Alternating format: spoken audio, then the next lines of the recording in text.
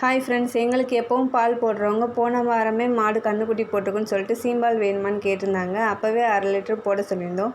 But எங்களுக்கு முன்னாடி யாரோ வாங்கிட்டாங்க. அடுத்த மாடு கன்றுக்குட்டி போடும்போது சீம்பால் கொடுக்குறேன்னு சொல்லியிருந்தாங்க. இன்றைக்கி கொடுத்துருந்தாங்க. நான் இன்றைக்கி ஒரு ஸ்வீட் மாதிரி செய்ய போகிறேன். ஃபஸ்ட்டு தேவையான அளவு சர்க்கரையை மிக்சியில் அடித்து எடுத்துக்கலாம்.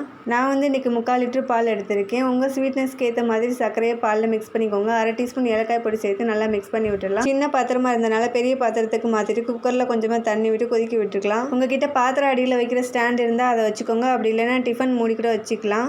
அதுக்கு மேலே பாத்திரத்தை வச்சு மூடி வச்சுருங்க. குக்கரையும் மூடி வச்சு விசில் போடாமல் ஒரு 20 நிமிஷம் ஸ்டவ்வை ஃபுல்லே வச்சிங்கன்னா நல்லா வெந்துடும். வெந்துருச்சா இல்லையான்னு செக் பண்ணுறதுக்கு ஒரு குச்சி வச்சு குத்தி பாருங்கள். அதில் ஒட்டாமல் வந்துச்சுன்னா கரெக்டாக வந்திருக்குன்னு அர்த்தம். இதை எடுக்கும்போது சைடில் கத்தி வச்சு எடுத்திங்கன்னா அழகாக ஒட்டாமல் வந்துடும். அதுக்கு மேலே தட்டு வச்சு கவுத்துனிங்கன்னா நமக்கு கேக் ஷேப்பில் கிடச்சிரும். ஃப்ரெண்டு வீட்டுக்கு சீம்பால் எடுத்துகிட்டு போயிருந்தேன். அவங்க மீன் குழம்பு ஸ்வீட்டு கொடுத்து விட்டாங்க. இன்றைக்கி லஞ்ச் இதை வச்சு சாப்பிட்டாச்சு. வீடியோ பிடிச்சிருந்தா லைக் பண்ணி சப்ஸ்கிரைப் பண்ணி